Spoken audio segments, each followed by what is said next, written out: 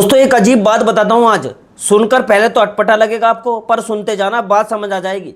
देखो पिछले कुछ दिनों से टीवी ऑन करो, मोबाइल खोलो, हर जगह बस एक ही चीज चल रही है, वंदे मातरम। अब दो अंतरे नहीं, पूरे 6 अंतरे गाने पड़ेंगे। कोई ना गाए तो 3 साल तक की सजा हो सकती है।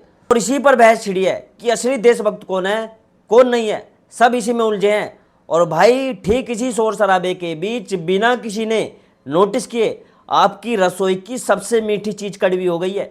जी हाँ, चीनी की बात कर रहा हूं। महीने भर में चीनी 30-40% तक महंगी हो चुकी है। और सामने त्योहारों का सीजन है, रक्षाबंधन आने वाला है, दशहरा आने वाला है, दिवाली आने वाली है, और असर सीधा आपकी जेब पर पड़ने वाला है। तो आज बैठकर पूरी कहानी समझेंगे। चीनी अचानक महंगी क्यों हुई, इसका पेट्रोल वाले एथेनॉल से क्या लेना देना है, और सरकार क्या बोल रही है, विपक्ष का क्या रूप लग रहा है, और असल में आम आदमी को इसमें कितना घाटा हो रहा है। वीडियो को आखिर तक देखना है भाई, क्योंकि आखिर में मैं बताऊंगा कि ये पूरा खेल शुरू कहां से हुआ था। सबसे पहले देखो आंकड़े देख लेते हैं, नहीं तो बात हवा हवाई लगेगी। जुलाई के आखिर में चीनी का जो खुदरा भाव था करीब 45 से 50 रुपए किलो था। अगस्त आते आते कहीं कहीं तो ये पहुंच गया 65 से 70 रुपए किलो तक। सरकार के अपने आंकड़े भी यही बता रहे हैं कि 18 अगस्त तक देश भर का औसत दाम 52 रुपए के आसपास था। यानी बस कुछ हफ्तों में 30% तक की छलांग लगाई है चीनी ने। और थोक बाजार में तो और साफ दिख रहा है। जो भाव जुलाई में 45 से 5100 रुपये क्विंटल था, वो अगस्त में 65.5 से 6700 तक पहुंच गया है।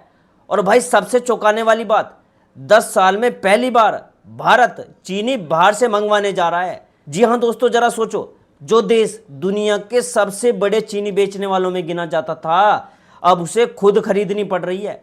सरकार ने 10 लाख टन कच्ची चीनी बिना ड्यूटी के इंपोर्ट करने की मंजूरी दे दी है, ताकि बाजार में सप्लाई थोड़ी ठीक हो। अब सवाल ये आता है कि आखिर हुआ क्या है।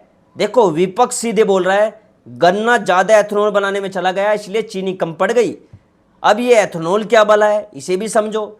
सरकार की स्कीम है पेट्रोल में 20% एथेनॉल मिलाने की। इसे कहते हैं E20, ताकि बाहर से जो तेल है, जो पेट्रोल डीजल होता है, वो कम मंगाना पड़े और विदेशी मुद्रा बचे।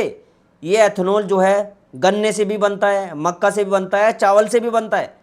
सरकार कह रही है कि निर्भरता कम करने के लिए जरूरी था, पर भाई सवाल ये है तेल की निर्भरता कम करने निकले थे तो पेट्रोल तो सस्ता हुआ नहीं, उल्टा गाड़ी की माइलेज घट गई। कुछ लोग तो कह रहे हैं कि 15-20% तक माइलेज गिर गई। और स्कूटर बाइक वालों को तो कार्बोरेटर जाम होने की शिकायतें आ रही है।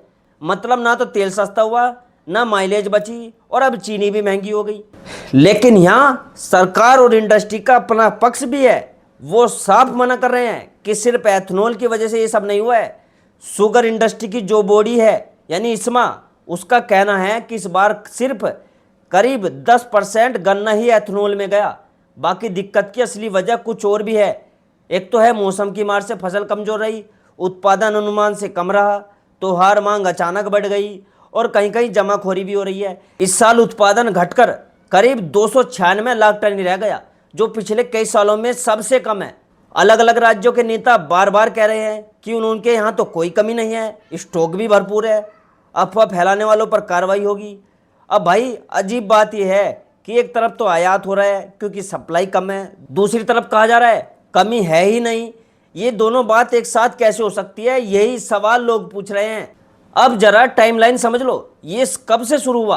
देखो 2022 में चीनी के निर्यात को खुली छूट से हटाकर बैन कर दिया गया, यानी अब बाहर भेजने के लिए सरकार की परमिशन चाहिए। इसके बाद हर साल थोड़ा थोड़ा कोटा दिया गया, 10 लाख टन, फिर 20 लाख टन, और इस साल तो पूरा निर्यात ही बंद कर दिया। यानी जो देश कभी बड़ी मात्रा में चीनी भेजता था बाहर, वो अब खुद मंगवाने की नौबत पर पहुंच गया है। सवाल यह है कि उत्पादन गिरने का अंदाजा पहले से क्यों नहीं लगाया गया। गन्ना तो अप्रैल तक मिलों में आना बंद हो जाता है, तब तक तो साफ पता चल जाना चाहिए था कि इस बार उत्पादन कम रहने वाला है। और भाई सबसे दुखद चीज सुनो, इस सारे उठापटक में किसानों को क्या मिला।